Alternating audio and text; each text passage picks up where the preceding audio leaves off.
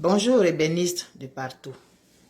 Nous sommes aujourd'hui le jeudi 12 septembre 2024 et j'aimerais vous raconter une histoire de vie. Dans une vidéo suivante, je vais vous expliquer pourquoi je vous appelle ébéniste et vous allez comprendre un certain nombre de choses et vous allez comprendre le chemin que j'ai décidé de prendre désormais. Mais la base, elle sera la même. Celle que vous avez toujours connue sera la même personne qui va vous entretenir. Alors, c'est l'histoire d'un monsieur qui a travaillé pendant des années. Il était chef contremaître pour un monsieur qui construisait les maisons. Pendant près de 30 ans, il a travaillé vraiment très bien. Son patron n'avait rien à lui reprocher, il était très correct. Et ce jour-là, son patron l'a appelé dans son bureau et il lui a donné des plans. Il dit, bon voilà la prochaine maison que j'aimerais qu'on construise.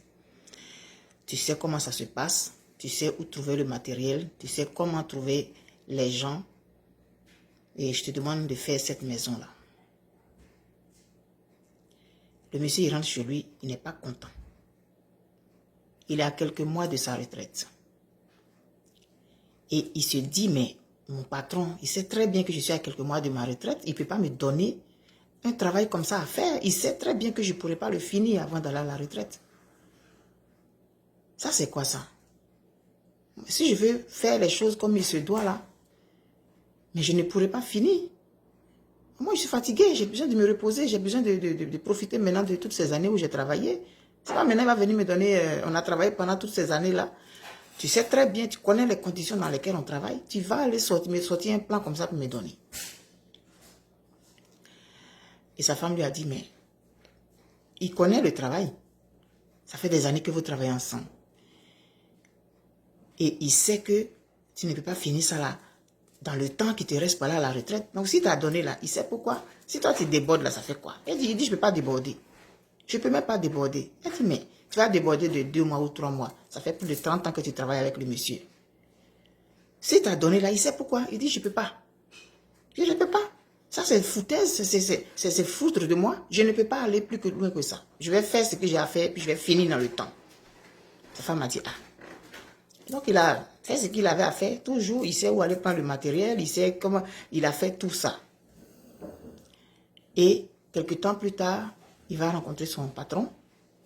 Il lui dit, patron, j'ai fini. Le patron dit, mais tu ne peux pas avoir fini cette maison-là dans ce temps court là. Il dit, ah, j'ai fini. Je sais comment je travaille, je sais comment je... Ah, ça m'étonne quand même que tu aies fini ce travail-là en ce temps court là. Ah, mais patron, toi-même, tu sais que je dois aller à la retraite. Et puis, tu me donnes un travail comme ça, là, dans un temps court comme ça, là. Moi je dois aller à la retraite. Il dit, ah, mais si tu dépassais, là, ça faisait quoi? Il dit, ah, mais moi, je ne pouvais pas. Il dit, bon, allons, on va voir. Allons, on va voir quand même. Donc, ils arrivent sur le chantier. Tout est déblayé. Ils rentrent dans la maison. Le patron regarde, il regarde tous les détails, il regarde. Et après, il ressortent. Le monsieur est là, sa figure est serrée comme ça. Dans son cœur, là-bas, il s'est dit, moi, je suis foutaise, là. Je vais prendre maison, là. Tu vas donner du travail comme ça à des gens. En un temps court comme ça, tu veux que je fasse quoi avec ça? Et le patron lui donne les clés de la maison. D'abord, il lui a demandé, est-ce que je peux avoir les clés de la maison? Il dit oui, il lui a donné. Il a jeté sa main pratiquement dans sa main. Et au moment où il s'apprêtait à partir, le patron dit, reviens. Et puis il lui donne le trousseau de clés. Il dit, mais patron, le travail est fini. Il dit, non, c'est ta maison. Il dit, oui, tu as été avec moi durant toutes ces années. Tu as été un très bon contremaître, un bon gestionnaire de personnes, de personnel et tout. Tu as su comment manager sur les chantiers durant toutes ces années. Tu es monté, tu es venu comme un petit apprenti. Au fur et à mesure que les années ont passé, tu as gravi les échelons jusqu'à ce que je me rende compte que tu étais capable de faire correctement le travail et je t'ai nommé contremaître. Ça fait près de 10 ans que tu es contremaître Et ça fait près de 30 ans que tu travailles avec moi. On a construit des maisons dans le pays. Et comme je sais que tu dois aller à la retraite, c'est le cadeau que je voulais t'offrir. Je voulais que tu construises ta maison de retraite. Et c'est pourquoi je t'ai donné cette possibilité-là de construire la maison de ta retraite. La maison, le cadeau que toi-même, tu allais t'offrir pour le restant de tes jours. C'est ça qu'elle a. Et le patron lui a dit, profites-en bien. Et il est parti. C'était à 1 semaine de sa retraite. Le monsieur pleure toutes les larmes de son corps. Tellement il est découragé. En fait, l'affaire, c'est quoi?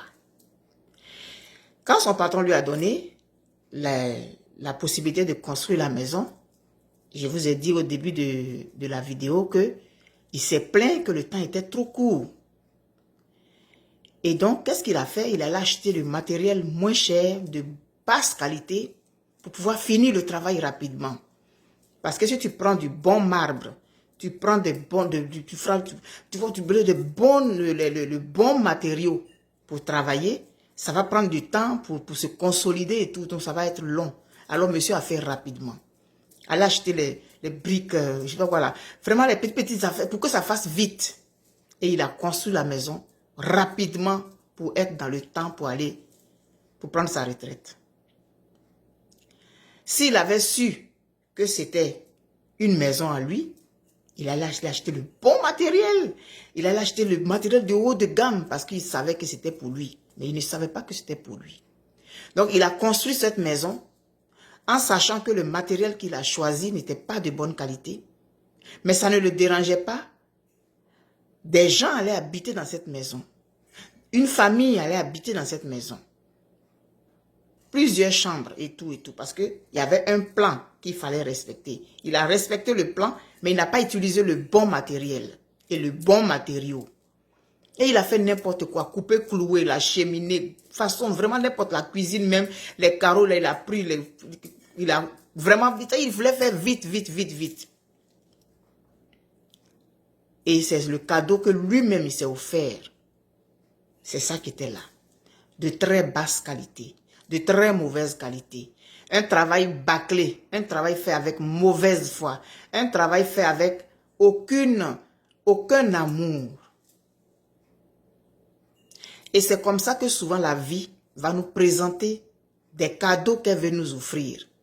Et nous allons bâcler ça nous-mêmes. Quand on te donne un travail à faire, fais-le correctement. Ne le fais pas pour les autres. Fais-le parce que toi, tu es une personne d'honneur. Parce que tu es une personne qui a assez de dignité. Quel que soit le travail que tu fais, que tu sois balayeur de rue, que tu sois nettoyeur de toilettes publiques, que tu sois laveur de cadavres, que tu sois secrétaire, comptable, médecin, enseignant, vendeuse d'eau, peu importe ce que tu fais, fais-le avec beaucoup de conscience. Fais-le avec ce que tu as à l'intérieur de toi. Donne toujours le meilleur de toi. Parce que tu ne sais jamais à quel moment la vie est en train de t'offrir un cadeau. C'est le message que j'ai envie d'envoyer aujourd'hui à travers cette vidéo. On peut interpréter cette vidéo de toutes les manières qu'on veut. Mais le plus important, c'est que le travail que tu vas faire avec ta propre signature, avec ta propre âme, avec ton amour pour autrui. Parce que s'il avait de l'amour pour son prochain, même si le délai était court, il allait faire le travail. Même s'il fallait déborder 3 mois, peut-être que le patron allait payer les 3 mois et 4 mois. Parce que quand tu fais des choses sans amour, c'est ce résultat-là que ça donne. Tu as travaillé pendant 30 ans. Tu as fait de belles maisons. Tu as mis ton cœur dedans. Et le dernier travail qu'on t'a confié, tu l'as bâclé. Et c'est la conclusion de tout ce que tu as fait toutes ces années-là. C'est ça qu'on va retenir de toi. Et quand les gens viendront chez toi, te voir dans cette maison, tu diras quoi? Donc quand tu fais ce que tu as à faire correctement, quand tu fais ce que tu as à faire avec amour tous les jours, ce n'est pas évident. Mais si tu te mets ça à l'intérieur de toi, que tu dois toujours faire le meilleur, pas parce que on va venir contrôler ou bien quoi, mais toi-même, quand tu regardes ton travail que tu as accompli avec conscience, avec amour, avec honnêteté, avec tes tripes, tu es content après. Quand tu as triché pour faire quelque chose, tu n'es jamais fier de toi, au bout du compte. Donc, cette histoire-là, elle peut nous faire tirer toutes les leçons qu'on peut trouver. Donc, quand vous avez écouté, je suis sûr qu'il y a des aspects que vous avez vus, que moi, je n'ai pas forcément vus.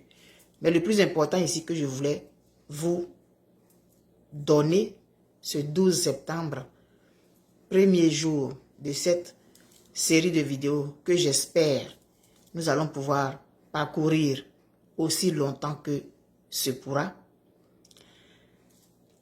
On va s'enseigner mutuellement. On va apprendre des choses. Et je vous ai dit au début de la vidéo que dans la prochaine vidéo, je vais vous expliquer pourquoi je vous appelle ébéniste. Je vais vous donner beaucoup de symbolique. Et puis ensemble, nous allons parcourir ce nouveau ancien ou bien nouvel ancien chemin que j'ai décidé de prendre avec vous. Alors, on se dit à bientôt, à jeudi prochain. Bye bye.